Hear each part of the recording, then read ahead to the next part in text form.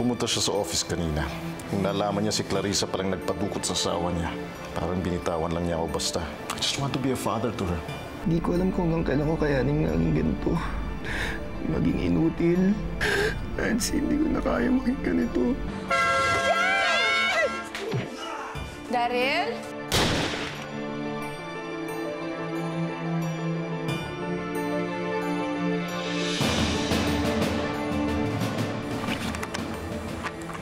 Ilabas mo si Daryl o ilalabas ko yung utak mo sa bungo mo. Sige, Clarissa. Alam ko naman na hindi mo kaya paputokin yan eh. Ilabas mo si Daryl. Sagutin mo ang tanong ko, nasaan si Daryl? Bakit ba sa akin hinahanap si Daryl? Ako lang ba ang may galit kay Daryl? Ma'am, bitawan niyo yung baril niyo. Tumahimik ka! Hindi ako naniniwala na wala kang kinalaman sa pagkawala ni Daryl. Kaya ilabas mo na siya!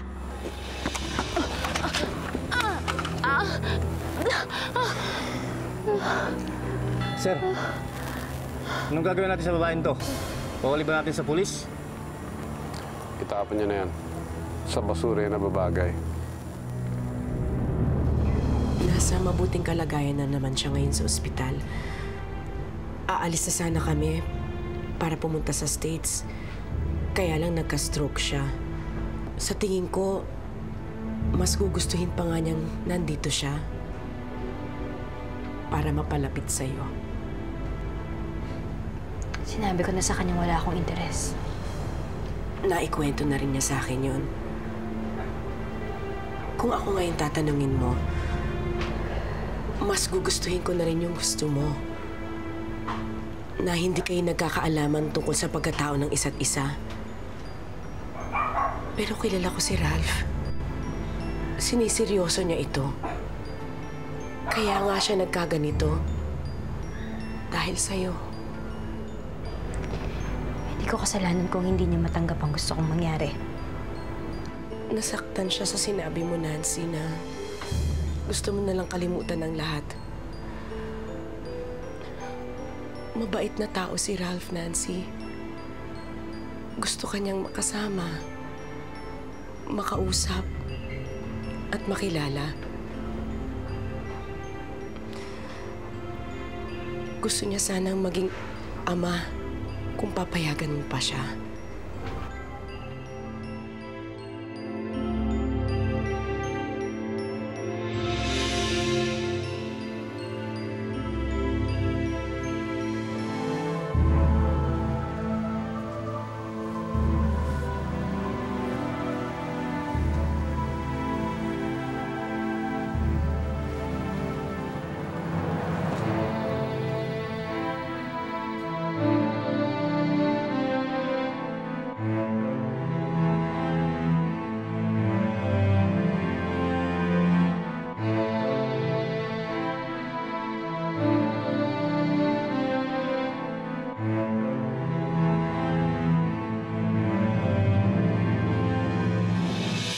Salamat. Hi. Ay. May surprise ako para sa'yo. Surprise? Halika, Nancy. Nancy? Kamusta po kayo? Sinama po ako dito ng asawa ninyo. I'm fine. Kinuha mo yun, huli na.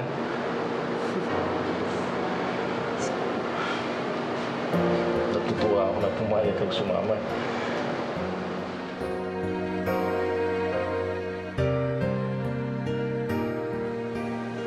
Diyos ko. Alam ko pong marami akong ginawang kasalanan, pero huwag niyo naman pong gawing kabayaran na mawala sa akin si Daryl. Magkakaanak na po kami. Ayoko pong mawalan siya ng ama. Parang awa niyo na po. Nawala na sa akin ang lahat. Tinatanggap ko po yun dahil alam kong yun lang ang nararapat sa akin. Humihingi ako ulit ng tawad sa lahat ng sinaktan ko para lang maabot ang mga pangarap ko.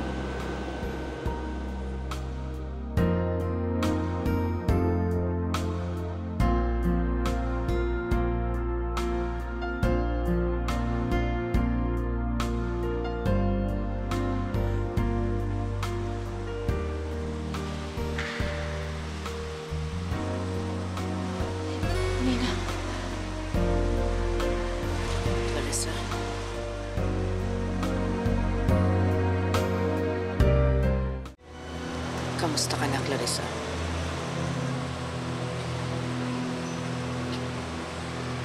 Nina, tawarin mo po.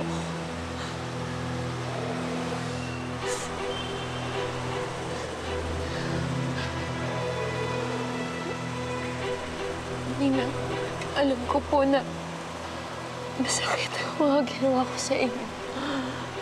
At alam kong mahirap patawarin ang isang katulad ko. Pero hihingi pa rin ako ng tawad. Hindi ako santa para lumayan. Tumayo ka dyan. Pero masakit pa rin para sa akin hanggang ngayon ang ginawa mo sa akin at sa pamilya ko.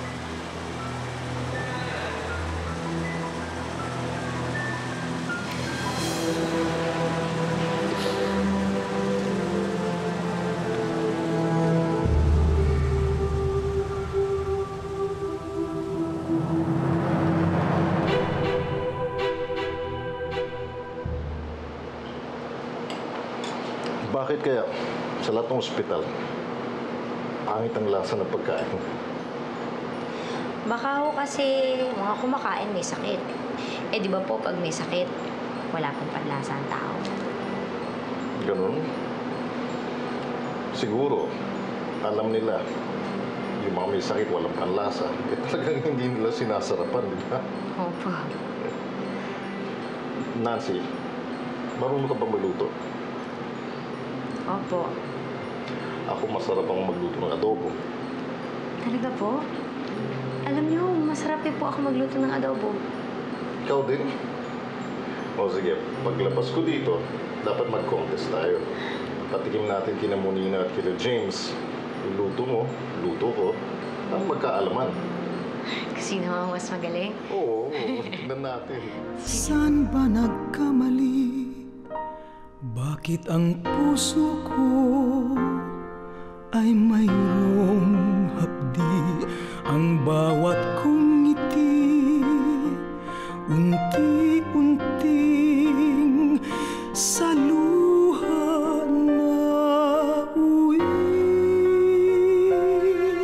Para saan pang tiniis na pasakit kung paglisan mo naman ang kapalit? Kaya kong abutin ang langit, gagawin ko ang lahat hanggang sa makamit ang pag-ibig mong pinakamimithi. Huwag mo lang iwan ang puso kong sawi. Anong magagawa upang itama ko ang aking mali? Ngayon'y nagsisisid, nagdarasal, sana'y di pa huli. O paggising ko sana isang umaga, may pangako kang di na lilisan pa. Kaya kong abutin ang langit, gagawin ko ang lahat hanggang sa makamit ang pag-ibig mong pinakamimithi. Huwag mo lang iwan ang puso kong sawi. Kaya kong abutin ang... Nauna na po kami. Pakisabi na lang ho sa asawa ninyo na umalis na po kami. Okay. Maraming salamat po. Salamat. Pinatuloy mo kami dito sa bahay niyo. I know, it's my pleasure. Sandali, papatawag ko yung driver para mahatid kayo. Yaya Abby? Talin mo sila kay Dodong para mahatid sila. Nancy, pwede ba tayo mag-usap saglit? Sige po. Sunod na lang po ako, Nay Melly, James. Ano po yun? Hindi mo alam kung gaano ako kasaya na pati si James at si Melly sinama mo dito. Akala ko nga ho, hindi sila papayag. Pero nakumbinsi ko rin ho, nahihiya lang ho pala sila. Nancy, ikaw na lang ang anak ko matapos nang mamatay si Therese. Naging malungkot ang bahay na ito dahil kami lang mo nila ang nandito eh. Gusto ko sana kasama akong pamilya ko palagi. Kaya sana pagbigyan mo ako at sumama kayo sa bago namin lilipatan. Tingnan na malalim. Okay. 1, 2, 3, iri.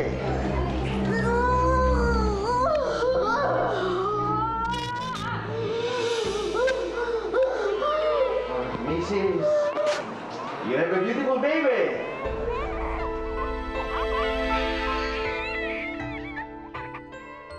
Mabait naman pala yung tatay mo eh. Oo nga. Nakakahiya. Pinahatid pa tayong kagabi. Anong masasabi mo ron sa alok niyang tumira tayo ron sa bago nilang bahay? Okay na ba sa inyo na umalis tayo dito? Ano ibig mong sabihin? Lilipat na ba tayo? Gusto kasi ni Ralph, mas makilala pa niya ako na maayos. Kaya gusto niya sana tumira tayo dun sa kanya. Anong sabi mo? Sabi ko, naipag-iisipan ko muna. Pero ewan ko, parang ayoko kasi tumira doon eh. Ayaw mo makasama yung tunay mong ama? Magandang pagkakataon to para makilala siya na lubusan. Swerte ka nga eh. Buhay pa pala yung totoong tatay mo.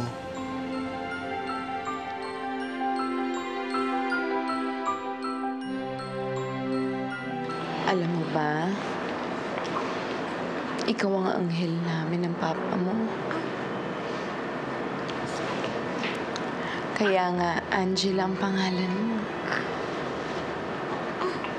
Ikaw na lang natitirang alaala sa akin ng ama mo. Shhh! Huwag kang iyak. Anak? Tingnan mo to, anak.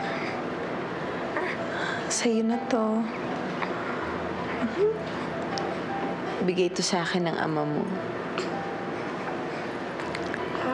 Alam mo, importante yan sa akin.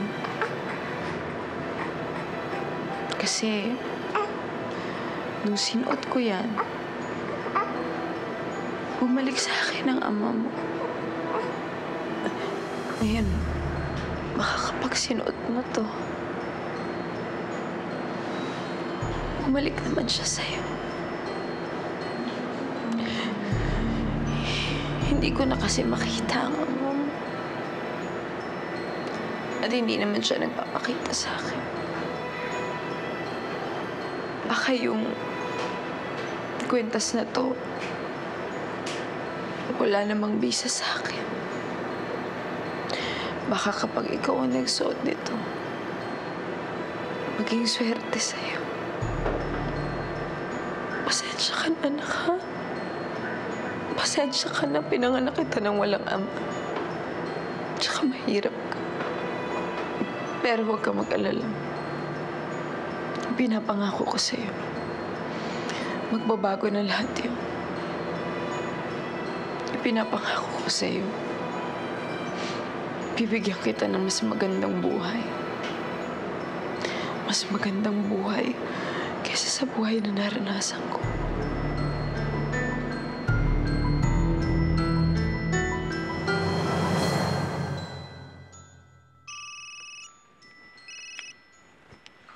Hello? Oh, Nick, mabuti naman at napatawag ka.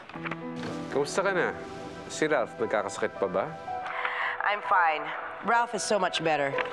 Madalas nga sila magkita ngayon ni Nancy eh. Pinupuntahan siya palagi dito sa bahay. You should be happy, pero parang hindi. May problema ka ba? Well, happy naman ako na madalas na magkita ngayon si Nancy at si Ralph. Pero lately kasi si Ralph, nag-decide siya na dito na patitirahin si Nancy and hindi man lang niya sinabi sa akin. It's his daughter anyway. Yes, pero ako naman ang asawa niya. Dapat naman siguro nalalaman ko kung ano yung mga nangyayari dito sa pamamahay ko, hindi ba? Hindi yung makikita ko na lang basta na lang nandyan na yung gamit ni Nancy. Talk to him. You know what? I can't stay long on this call kasi may lakad kami ni Ralph ngayon. Mag-ingat ka dyan, okay? I'll call you back.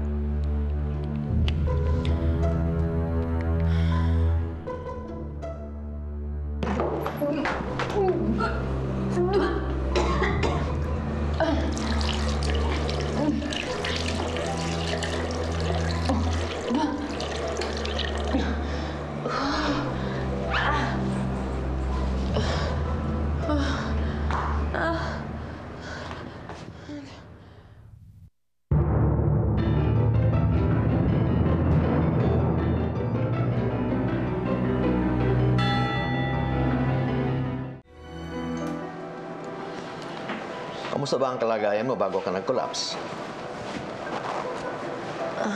Nung nagbubuntis ho ako, medyo maselan. Madalas ako mahilo. Pero hindi naman kagaya ng nangyari ngayon. Hindi ako bumabagsak, Dok. Bakit ganun? Nanganak na ako, Dok.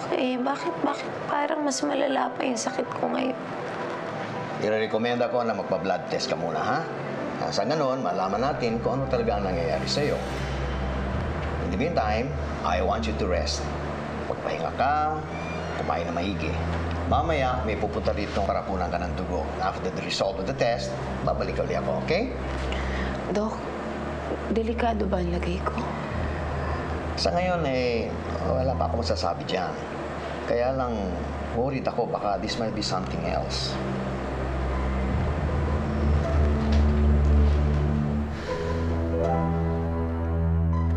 I'm sorry I asked Nancy to live with us. Hindi ko nasabi sa'yo agad. I just always assumed you support my decisions. Kung saan ka happy, dun din ako. Alam mo, Nay, unti-unti ko na akong nakikilala ang tunay kong ama.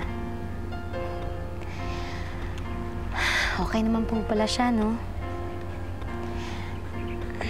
Tanggap niya si James. Tanggap niya si Nay Melly.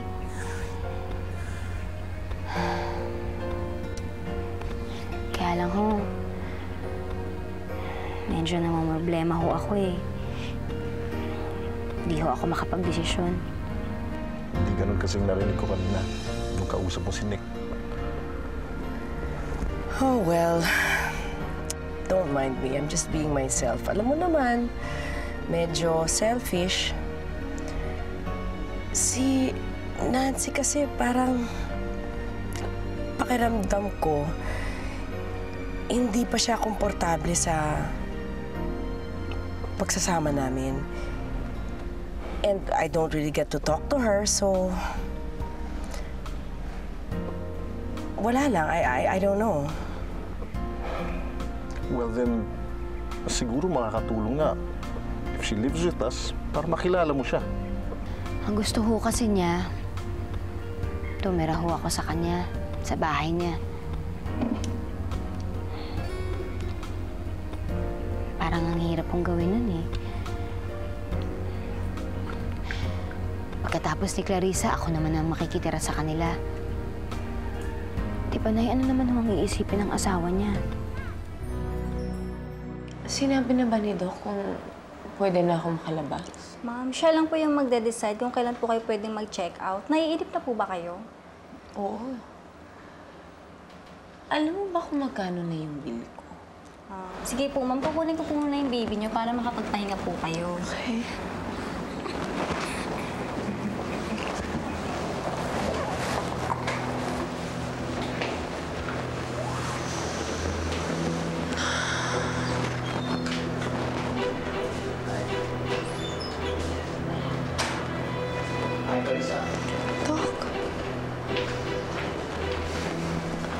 Resulta na po ba yung tests?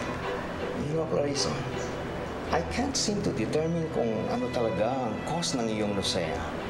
So I think you need to have a full body checkup and to see a specialist. Teka lang, Doc, ah. Pasensya na po, pero bakit hindi ninyo alam? Ano bang klaseng sakit ito, Doc? Bakit ganito? Gusto ko lang naman, Doc, makaalis na dito. Gusto ko makasama na yung baby ko. Makauwi na kami, Doc. O sige, huwag ka mag-alala, Iha, ha? I'll do everything I can. Sige, maupo ka. Ano bang dapat natin pag-usapan? Kasi po, tinanong po ako ng Itay kung pwede ho akong tumira dito kasama ho sana si Nanay Melly at si James. Ang totoo po, hindi ho kasi ako makapagdesisyon. Well, you know you're more than welcome dito sa bahay na to. Anak ka ni Ralph. Ano bang pumipigil sa desisyon mong lumipat kayo dito? Kayo po, Tita.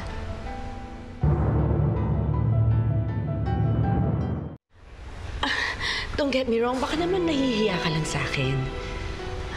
Tita, huwag ho sana kayong magalit sa sasabihin ko. Hindi ko ho kasi alam kung kaya ko ho kayong pakisamahan araw-araw. Are you saying you don't like me? Hindi po. Hindi po yun ang ibig ko sabihin. Mabait naman ho kayo sa akin eh.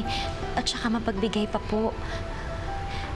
Pero hindi ko ho kasi alam kung bukal ho sa loob ninyo ang ginagawa ninyo o napipilitan lang ho kayo. Miss, ito na po yung bill na pinakuha nyo.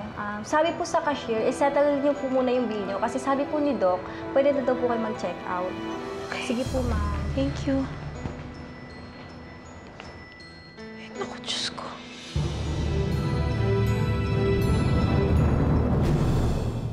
Iba talagang magbiro ang tadhana sa pamilya ni Maring natin. Pagkatapos naman ni Clarissa, si Nancy naman ang susunod sa mga Gardamonte. Tungkol sa sinabi ko about transferring sa house namin, pag-isipan mo na ba? At kung nagkataon mang pumayag si Nancy, mas may karapatan naman siya kaysa kay Clarissa, di ba? Sa luha na uwi, para saan pang tiniis na pasakit, kung paglisan mo naman ang kapalit.